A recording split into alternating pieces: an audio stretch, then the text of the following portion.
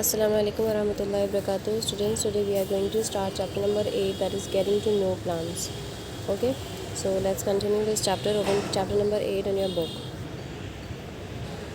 We are surrounded with trees, insects, animals and plants and many more things. हम बहुत सारी चीज़ों से घिरे हुए हैं. हमारे पास आसपास दुनिया भर की चीज़ें हैं, जैसे कि प्लांट्स हैं, इंसेक्ट्स हैं, एनिमल्स हैं. तो अब हम इन सब चीज़ों के बारे में एक एक करके सारी चीज़ें हम पढ़ेंगे. और मेन हमारे पास यहाँ पे पार्ट कौन सा है? प्लांट्स. और प्लांट्स के बारे में हमें सारी इन्फॉर्मेशन इस चैप्टर से मिलेगी. ओके, तो first that we are going to see this types of plants आपने देखे हुए कुछ टॉल होते हैं, कुछ शॉर्ट होते हैं, कुछ क्लाइंबर्स होते हैं. बहुत तरह की कैटेगरीज हमारे आसपास में मिलते हैं. उन्हीं बेसिस पे प्लांट की कैटेगराइज किया गया है 3 पार्ट्स में: herbs, shrubs and trees. Herbs बहुत सॉफ्ट होते हैं, श्रब उनसे थोड़े बड़े होते हैं, ट्रीज़ उनकी बहुत लॉन्ग लाइफ होती है. ये सारी चीज़ें आप लोग ऑलरेडी क्लास में पढ़ चुके हैं पहले भी, तो मैं ज़्यादा डीपली नहीं जा रही हूँ इस वाले टॉपिक में.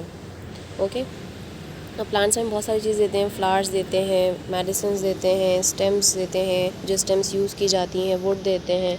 काफ़ी सारी चीज़ें हैं जो हमें प्लांट्स के थ्रू मिलती हैं. अब जो आपके पार्ट्स ऑफ प्लांट हम पढ़ेंगे, पार्ट्स ऑफ प्लांट्स में हमारे पास कौन कौन से पार्ट्स हैं ये देख लेते हैं. Root, stem, leaves, flowers. Okay, so one by one हम ये सारी कैटेगरीज़, मेन यही है हमारा चैप्टर जिसमें हम इन सारी कैटेगरीज़ को चारों को डीपली पढ़ेंगे. तो फर्स्ट हमारे पास है रूट्स. तो रूट को देख लेते हैं. रूट क्या होता है कि अंडरग्राउंड नॉन ग्रीन पार्ट होता है. उसके 2 मेन फंक्शंस होते हैं. पहला क्या है कि ये वाटर जो है सॉइल से एब्जॉर्ब करता है, और दूसरा क्या है कि ये जो है फर्मली हमारे प्लांट ट्री को सॉइल में ग्राउंड में लगा देता है. मीन्स वो उससे अटैच हो जाते हैं इस तरीके से कि ग्रो कर सकें easily. Now we are going to see an activity to see what is the importance of roots. Roots की क्या ज़रूरत है, तो हम ये चीज़ देख लेते हैं. हमने 2 प्लांट लिए, एक प्लांट ए लिया, एक प्लांट बी लिया. प्लांट बी के हमने रूट्स को कट कर दिया. अब हम दोनों को ही हमने ग्राउंड में लगा दिया. अब दोनों को हम वाटर प्रोवाइड करेंगे और कुछ दिन बाद ऑब्ज़र्व करेंगे. और क्या ऑब्ज़र्व करेंगे कि प्लांट बी तो डेड हो गया, लेकिन प्लांट ए जैसा था वैसे ही ये हेल्दी है. ठीक है, तो क्यों ऐसा? क्योंकि उसके पास रूट्स थी और इसके पास रूट्स थी नहीं, तो ये जो है वाटर एब्जॉर्ब कर रहा था और ये वाटर एब्जॉर्ब कर ही नहीं रहा था. अब अगर इसे हम दूसरे हमने क्या फंक्शन पढ़ा था इसका कि ये फर्मली अटैच्ड होता है. अगर हम इसको निकालने की कोशिश करें तो ये इतनी आसानी से नहीं निकलेगा, लेकिन अगर हम प्लांट बी को निकालें तो वो आसानी से ग्राउंड से निकल आएगा. क्यों? क्योंकि जो है उसमें हमारे प्लांट ए में रूट्स थी और प्लांट बी में रूट्स नहीं थी. ठीक है. Now the next category that we are going to see is kinds of root. कितने तरीके के रूट्स होते हैं? टैप रूट होता है, एक फेब्रस रूट होता है. टैप रूट क्या होती है? जिसके पास मेन रूट हो. ये दिख रहा है आपको, मेन रूट है, उसके अंदर फिर और रूट्स निकली हुई हैं.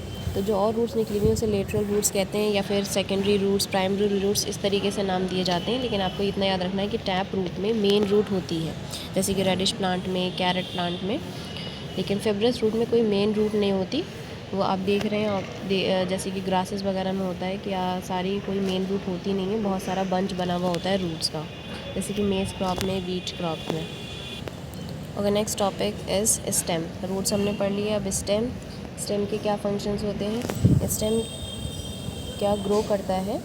अपवर्ड डायरेक्शन में ग्रो करता है. हमेशा देखा होगा नीचे से ऊपर की तरफ ही जाता है. स्टेम जो है उसमें लीव्स, फ्लावर्स, ये सारी चीज़ें होल्ड करके रखता है.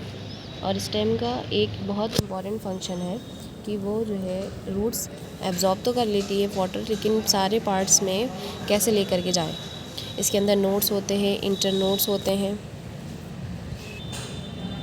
देखिए आप, रूट्स ने एब्जॉर्ब तो कर लिया वाटर, लेकिन अब बाकी पार्ट्स में कैसे पहुंच रहा है? As you can see in the video, किसके थ्रू पहुंच रहा है? ये स्टेम के थ्रू.